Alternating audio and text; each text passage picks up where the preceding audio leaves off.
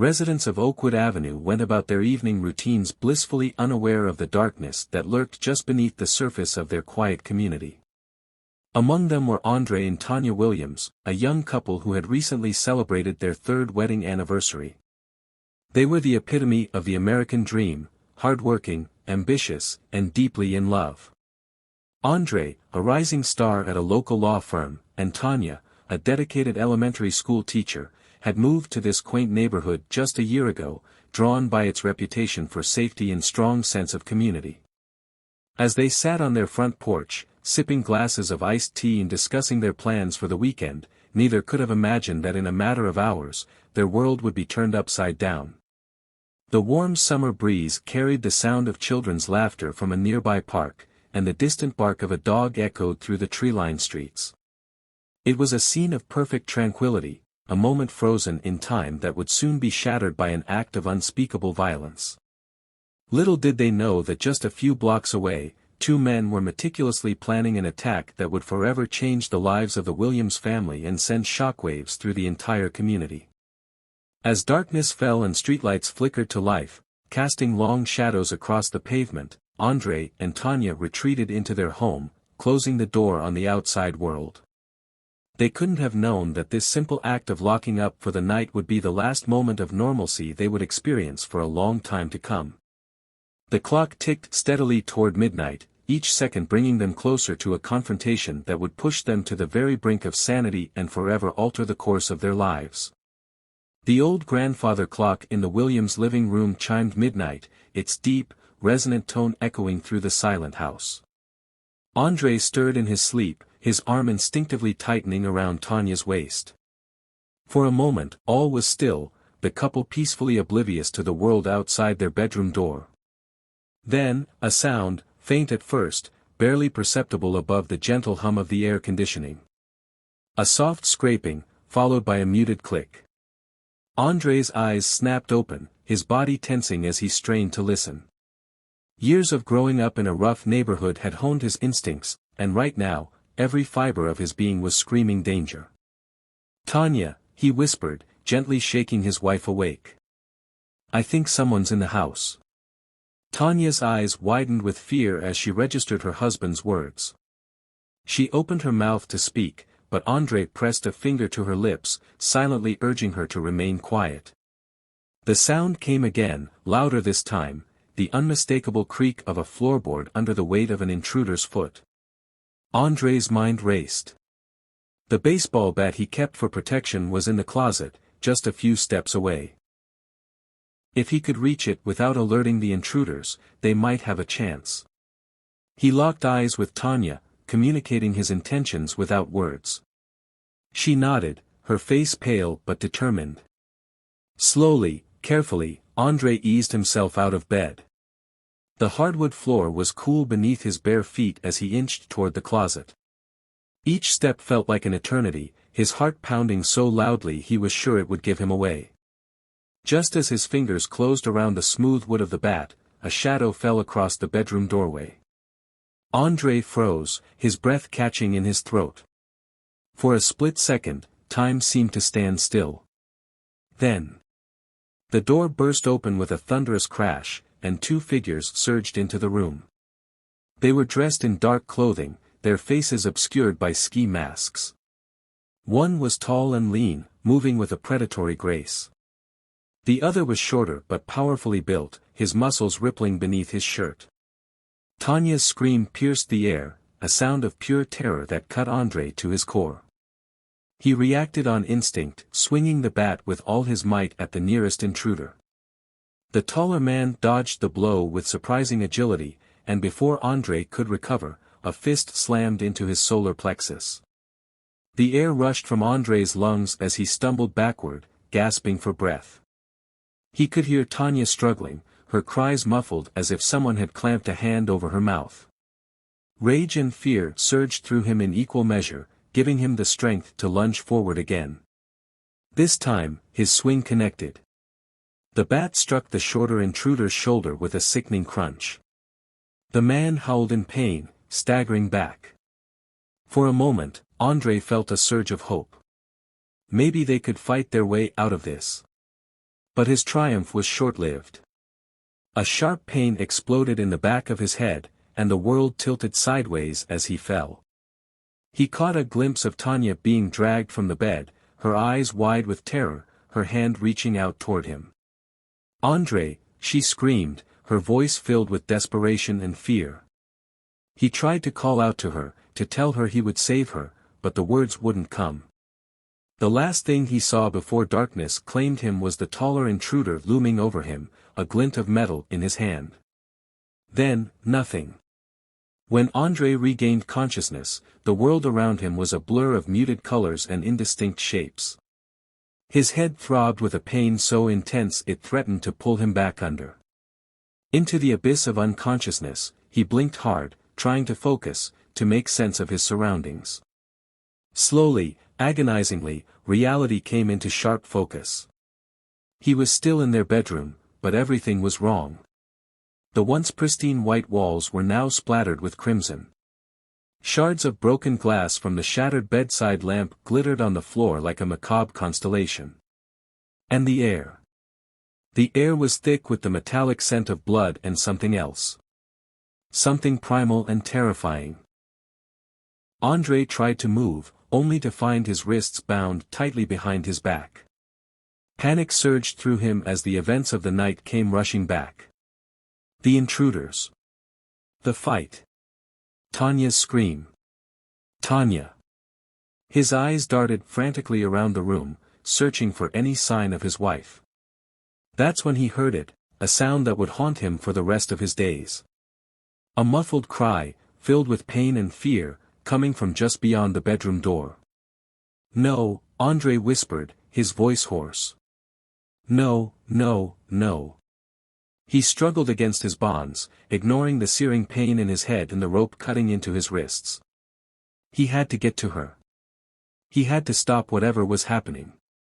But the more he fought, the tighter the rope seemed to become. The sounds from the other room grew louder, more frantic. Andrei could hear Tanya's sobs, punctuated by grunts and cruel laughter from the intruders. His imagination ran wild, conjuring up horrific images of what they might be doing to her. "Tanya," he screamed, his voice raw with desperation. "I'm coming. Hold on." But his cries went unanswered. Instead, the noises from the other room intensified. Andrei could hear the creaking of furniture, the thud of bodies against walls, and worst of all, Tanya's pleas for mercy. Time seemed to stretch and warp. Andrei had no idea how long he lay there, helpless and trapped, forced to listen to the sounds of his wife's torment. It could have been minutes or hours. All he knew was that each second felt like an eternity of hell. Finally, after what seemed like a lifetime, the noises began to subside. Andrei held his breath, straining to hear any sign of what was happening. The silence that followed was almost worse than the sounds of violence. It stretched on, oppressive and terrifying, leaving Andrei to imagine the worst. Then. Footsteps. Heavy. Deliberate. They approached the bedroom door. Andrei's heart raced, a mix of terror and defiance surging through him. At the hospital room buzzed incessantly, casting a sickly glow over Andrei's bruised and battered face. He lay motionless, his eyes fixed on the stark white ceiling, unseeing and unblinking. The steady beep of the heart monitor was the only indication that life still coursed through his veins. It had been days since that hellish night, days since his world had been torn apart, leaving nothing but shattered fragments of what once was. The doctor said he was lucky to be alive, a severe concussion, 3 broken ribs, a fractured wrist, the list of his injuries went on. But Andrei knew the truth, the real damage, the wounds that would never fully heal lay far deeper than any physical trauma. A soft knock at the door broke the oppressive silence. Andrei didn't move, didn't acknowledge the sound. He remained still as the door creaked open and footsteps approached his bed. "Mr. Williams," a gentle voice tinged with concern, "I'm Detective Sarah Chen. I know this is difficult, but I need to ask you a few questions about what happened." Andrei's jaw clenched, a muscle twitching beneath the mottled bruises. He wanted to scream, to lash out, to tell this woman that she couldn't possibly understand. But when he finally turned to face her, his voice came out as a hoarse whisper. "Where's Tanya? Is she okay?" Detective Chen's expression softened, a mix of sympathy and something else, pity perhaps, crossing her features. "Your wife is in the psychiatric ward, Mr. Williams. She's under observation and receiving treatment. I'm afraid she's not ready for visitors yet." The words hit André like a physical blow. He closed his eyes, fighting back the wave of nausea and despair that threatened to overwhelm him. When he spoke again, his voice was hollow, devoid of emotion. Back to the ceiling, his mind a whirlwind of conflicting emotions. Somewhere in the depths of his being, a spark of determination flickered to life. It was small, fragile, threatened by the darkness that surrounded it, but it was there. André clung to it, nurturing it with every ounce of strength he had left. He would heal. He would help Tanya heal. And somehow, someway, they would rebuild their lives from the ashes of that terrible night. But first, he had to get out of this hospital bed. He had to see Tanya.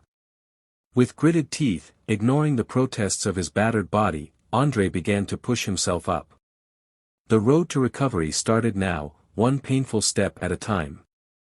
The psychiatric ward of Buffalo General Hospital was a stark contrast to the bustling corridors of the main building. Here, the air hung heavy with a mixture of antiseptic and despair, punctuated by the occasional muffled sob or angry outburst from behind closed doors. André stood in front of room 412, his hand hovering inches from the door handle.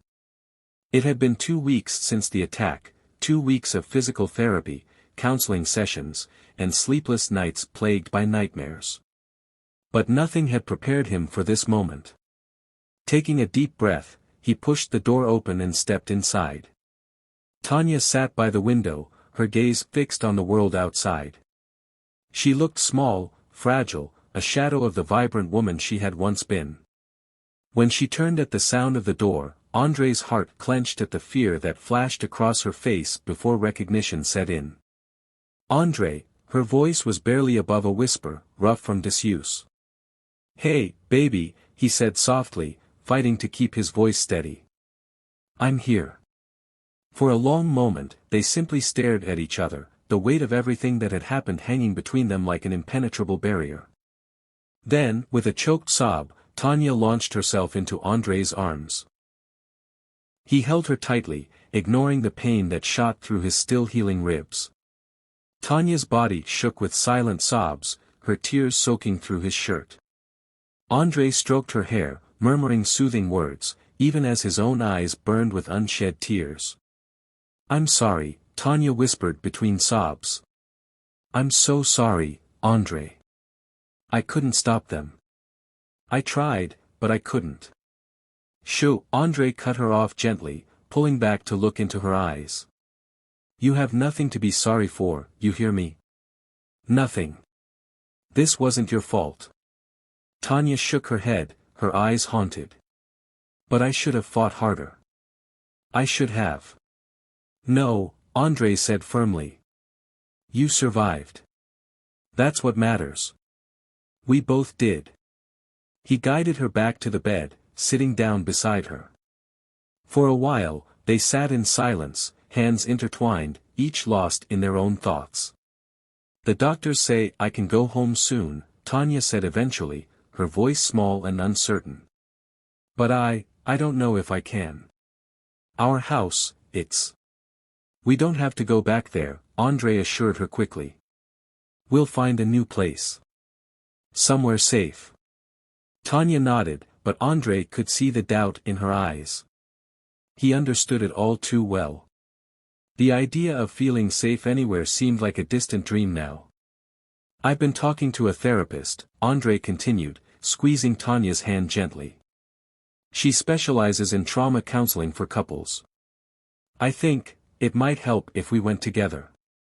Tanya was quiet for a long moment, her gaze fixed on their joined hands. When she spoke, her voice was barely audible. "Do you think we can come back from this, André? Can we ever be us again? The question hung in the air, heavy with the weight of their shared trauma. Andre thought back to Detective Chen's words in the hospital about couples who had survived similar ordeals. I don't know if we can ever be exactly who we were before, he said honestly. But I know I love you, T. More than anything in this world. And I know that together, we can build something new. Something stronger. Tanya looked up at him, her eyes shimmering with tears. I love you too, she whispered. I'm scared, Andre. I'm so scared, all the time. But I want to try. With you. Andre pulled her close, pressing a gentle kiss to her forehead. Andre and Tanya held each other in the quiet of the hospital room. Andre felt a glimmer of hope. The road ahead would be long and difficult, filled with setbacks and struggles, but they were together. They had survived, and somehow, they would find a way to heal. 6 months had passed since that fateful night, and life had settled into a new, albeit fragile, normal for Andre and Tanya. They had moved to a small apartment on the other side of Buffalo, unable to face the memories that lingered in their old home. Therapy sessions, both individual and as a couple, had become a regular part of their routine. Slowly, painfully, they were learning to navigate the minefield of triggers and trauma that now dotted their relationship. It was a crisp autumn evening when everything changed once again. Andre was in the kitchen preparing dinner while Tanya graded papers at the dining table. The sound of the evening news drifted from the living room TV, a comforting background noise that helped keep the silence at bay. Suddenly, Tanya's pencil clattered to the floor. Andre, she called, her voice tight with fear. Andre, come here, quick. He was at her side in an instant, heart pounding. Tanya's face had gone pale, her eyes fixed on the TV screen. Andre followed her gaze and felt the bottom drop out of his world. On the screen was a police sketch, side by side with a grainy surveillance photo. Even through the imperfect rendering, Andre would recognize those faces anywhere. The men who had destroyed their lives were staring back at them from the evening news. Believed to be responsible for a string of home invasions and assaults across 3 states, the news anchor was saying. Police are asking for the public's help in locating these dangerous individuals. If you have any information. Andre's fists clenched at his sides. A roaring in his ears drowned out the rest of the report. They were out there. Free. Probably looking for their next victims. They can't find them, Tanya whispered, her voice trembling. It's been months, and they're still out there. What if they come back? They won't, Andre cut her off, his voice hard. I won't let them hurt you again. I promise. But even as the words left his mouth, Andre knew it was a promise he couldn't guarantee. The fear that had been slowly receding over the past months came rushing back, threatening to overwhelm him. That night, sleep eluded them both. They lay in bed, holding each other tightly, each lost in their own dark thoughts. For Andre, those thoughts took a dangerous turn. If the police couldn't catch these monsters, if the system couldn't protect them or bring justice, maybe it was up to him. The idea, once formed, refused to let go. It gnawed at him, growing stronger with each passing day. He began to withdraw, spending hours online researching. He told himself he was just trying to stay informed, to be prepared. But deep down, he knew he was looking for something more. Tanya noticed the change in him, of course she did. But when she tried to talk to him about it, Andre brushed off her concerns. He couldn't burden her with the darkness that was consuming him. He had to be strong for her. He had to protect her. Weeks passed, and Andre's obsession deepened. He started going on long drives at night, telling Tanya he needed to clear his head. In reality, he was scouting locations, piecing together a plan he barely dared to acknowledge, even to himself. It was on one of these night drives, about 2 months after seeing the news report, that everything came to a head. Andre was parked in a seedy part of town, watching the comings and goings at a rundown motel. He had heard rumors, whispers in the darker corners of the internet, suggesting the men might be using places like this as temporary hideouts. Lost in his surveillance, Andrei didn't notice the police cruiser pull up behind him until a sharp rap on his window made him jump. "Sir, I'm going to need you to step out of the vehicle," a stern voice commanded. Heart pounding, Andrei complied. The officer, a tall man with graying hair at his temples, eyed him suspiciously. "We've had reports of suspicious activity in this area," the officer said. "Care to explain what you're doing here at this hour?" Andrei's mind raced. He couldn't tell the truth, who would believe him? But before he could formulate a lie, the officer's eyes widened in recognition. "Wait a minute, you're Andrei Williams, aren't you? From the home invasion case a few months back." Andrei nodded mutely, a cold sweat breaking out on his forehead. The officer's expression softened slightly. "Mr. Williams, I understand you've been through a terrible ordeal. But whatever you think you're doing here, it's not the answer. Come on. Let's get you home to your wife." The drive home was a blur. Andrei sat in the passenger seat of his own car, the officer behind the wheel. Shame and frustration warred within him.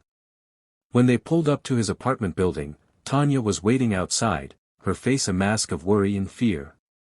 As soon as Andrei stepped out of the car, Tanya was in his arms, holding him tightly. "I was so worried," she whispered. "When the police called, I thought. "I'm sorry," Andrei murmured, the weight of what he had almost done crashing down on him. "I'm so sorry, Tanya." The officer approached them, his expression grave. "Mr. and Mrs. Williams, I know you've been through hell.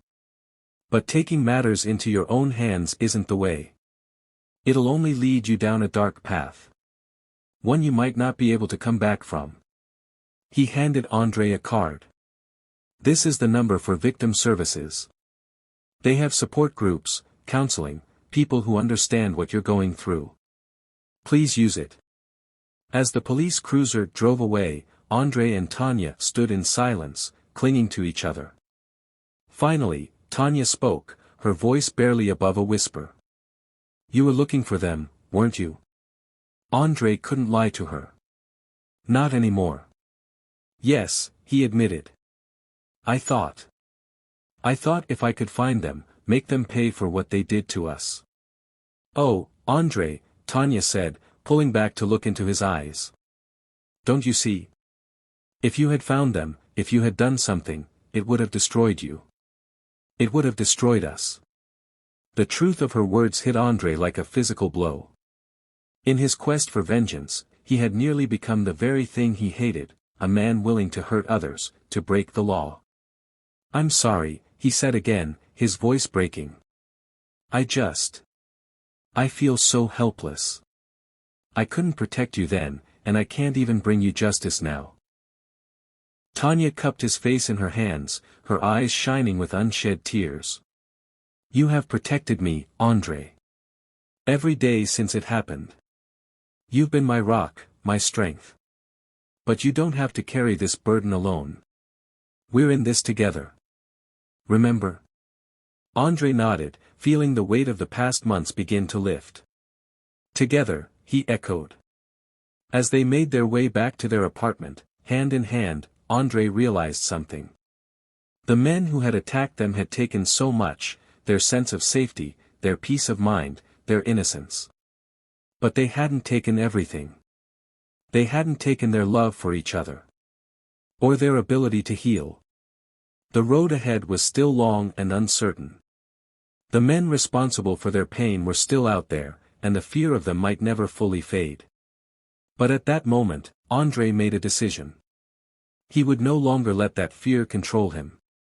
He would no longer let the actions of those men define his life or his relationship with Tanya.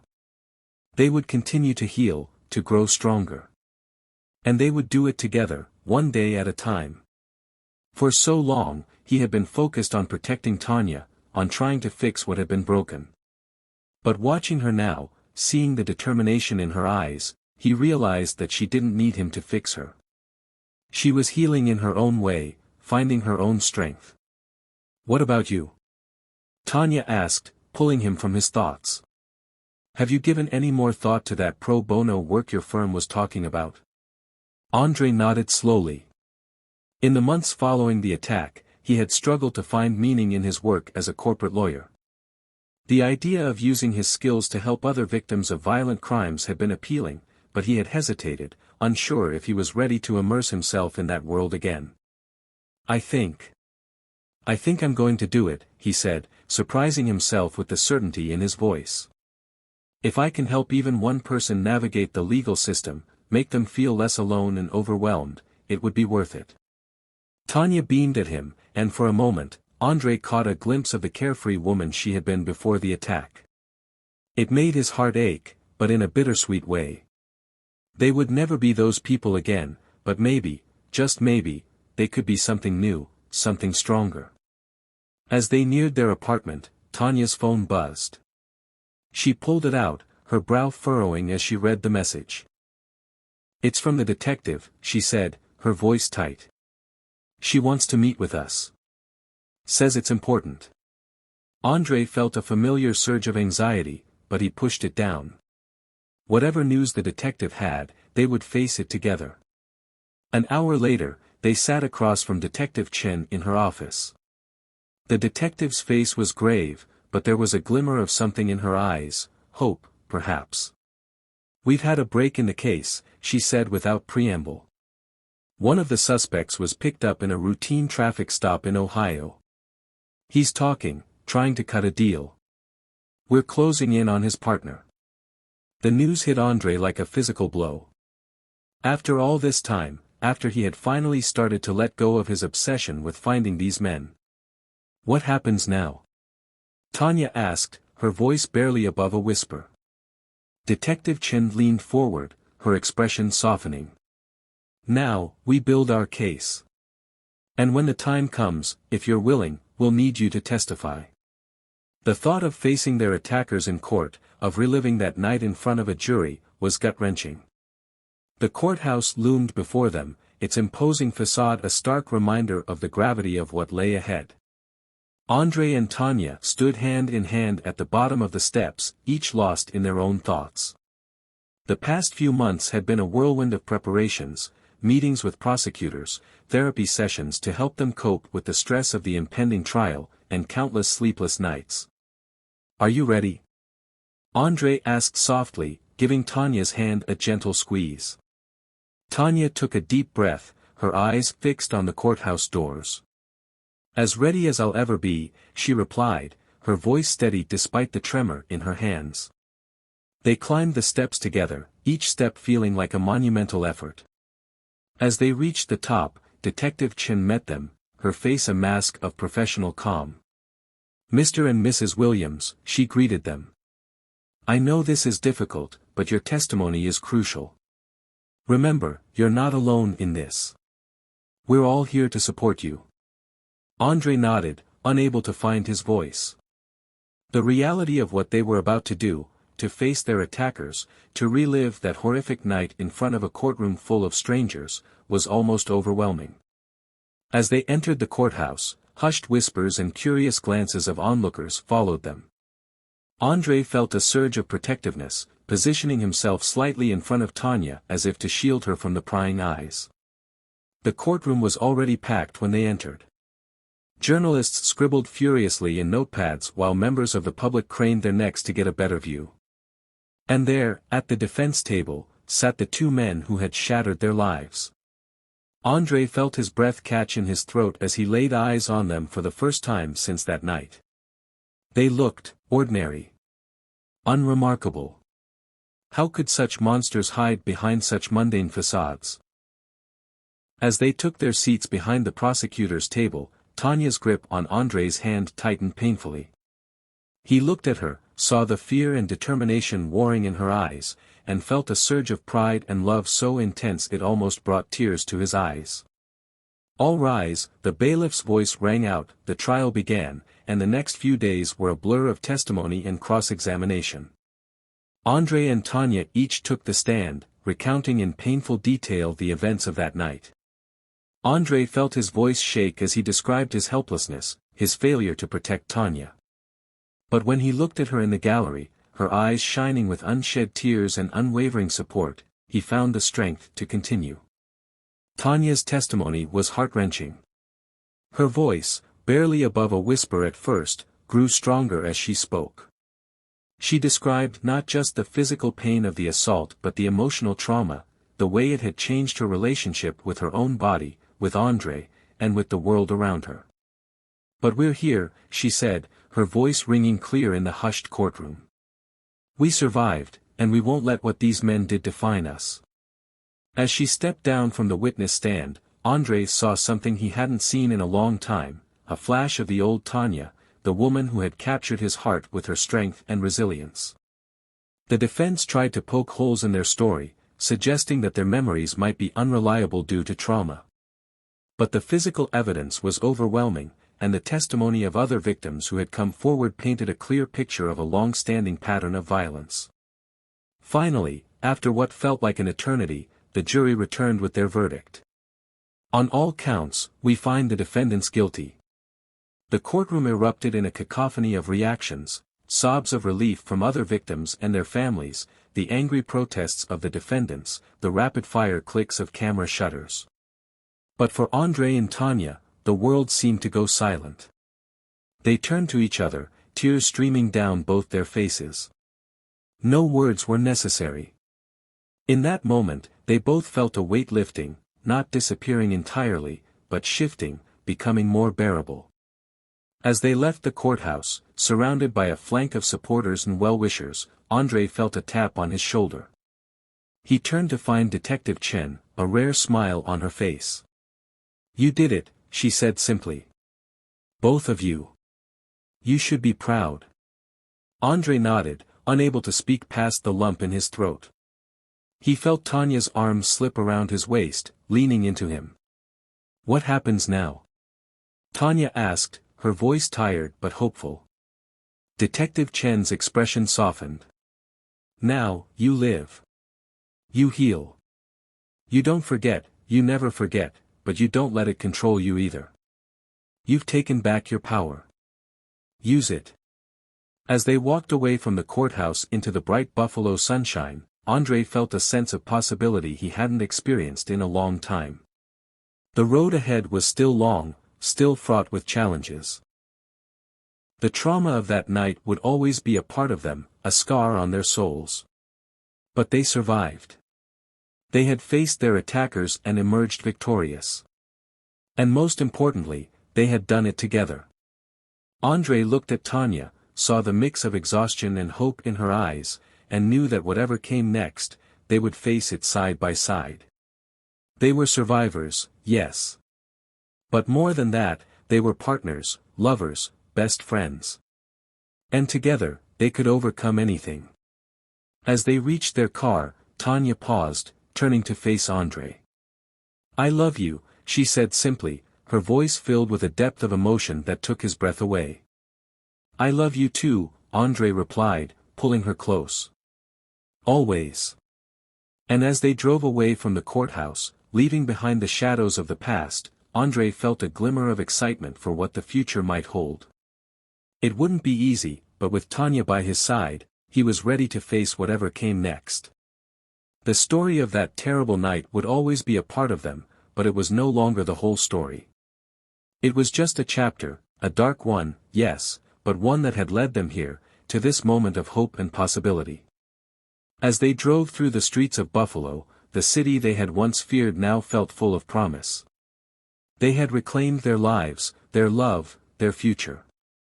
And in doing so, they had transformed, from victims into survivors, from survivors into warriors. The road ahead was uncertain, but for the first time in a long time, Andre and Tanya were ready to embrace that uncertainty together. They would write the next chapters of their story, a story of resilience, of love, and of the indomitable human spirit. That's all we can do, baby. Take it one day at a time. And I promise you, I'll be right here beside you, every step of the way. As they sat together, holding on to each other, the road ahead remained uncertain. But for the first time in weeks, Andre felt the tiniest glimmer of hope.